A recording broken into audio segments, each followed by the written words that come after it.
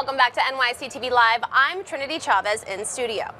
Potential home buyers are hoping for a more active housing market in 2025. A new data released just yesterday projects that, exactly what could unfold.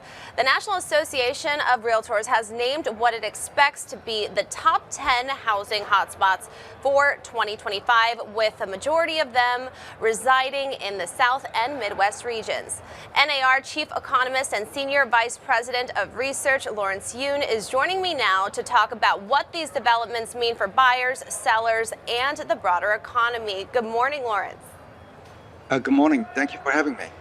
So what specific economic, demographic, and housing factors were most influential in identifying the top 10 housing hotspots for 2025, and how do they differentiate these markets from others?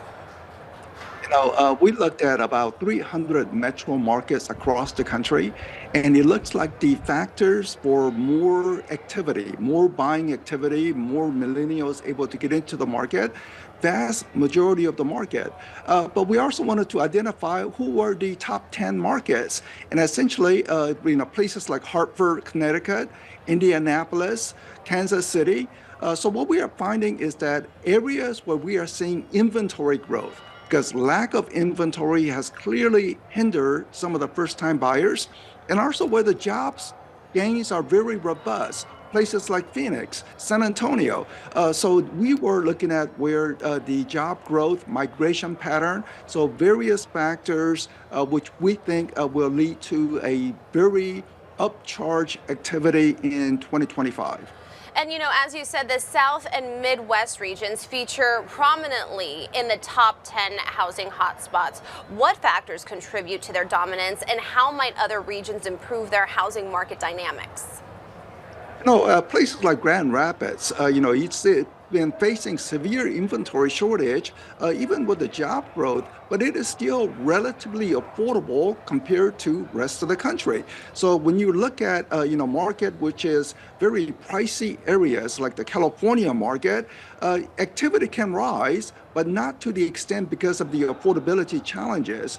But we were looking at where the millennials are moving into, where the job growth is strong, and where the income growth among the millennial population is rising strongly in places like Boston, and the increase in supply that is coming onto the market.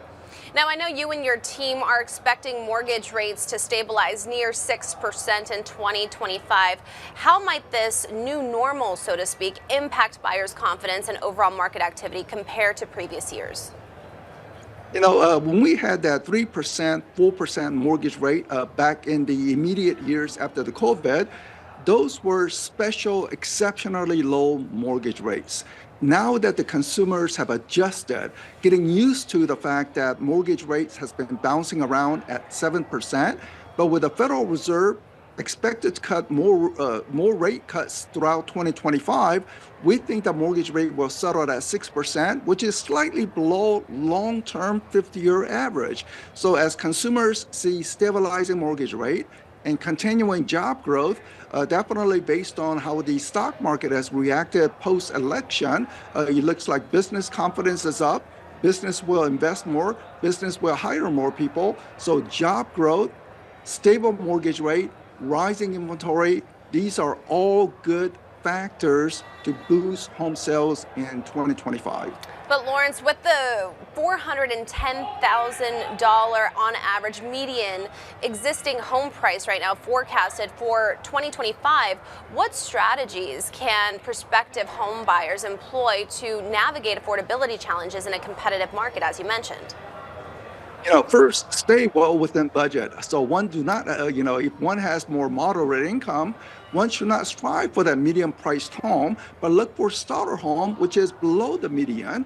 And it may require, say, looking at outlying regions. So rather than closer to the inner suburbs, maybe it's the exurbs which offer better affordability. And also look for the mortgage rate. Some people, younger people, they rarely stay in their home for 30 years. So maybe not the 30-year fixed rate mortgage, but adjustable rate mortgage, say a 7-year fix, and after that it adjusts, but people would then move within the 7-year time period, and adjustable rate mortgage given that the Federal Reserve is cutting interest rate, will be more attractive. But beyond affordability, what are the most pressing challenges right now the housing market may face in 2025? Well, we have had this ongoing housing shortage. You look at the US population, you look at the job growth, how many new units need to be there? And we estimate around 4 to 5 million housing unit shortage. It was in place even before COVID, but still ongoing, lingering, and therefore we need to boost supply. President Trump has implied that he may open up some slice of the federal land for more development, more housing construction, along with deregulation, which is bringing some optimism among home builders. But local city officials, they really need to look at how to boost supply. Boston has done very well in terms of trying to build more multifamily housing near the rail station, so that it has less environmental impact, but also where young people, they like to live in the downtown areas. So one has to look at all factors to boost supply. Supply has been the major constraint. Any policy to boost supply will be very helpful for the economy and for home buying possibilities. And we look forward to continuing this conversation with you on NYSE TV Live. As always, it's a pleasure. Lawrence Yoon, NAR Chief Economist and Senior Vice President of Research. Thank you.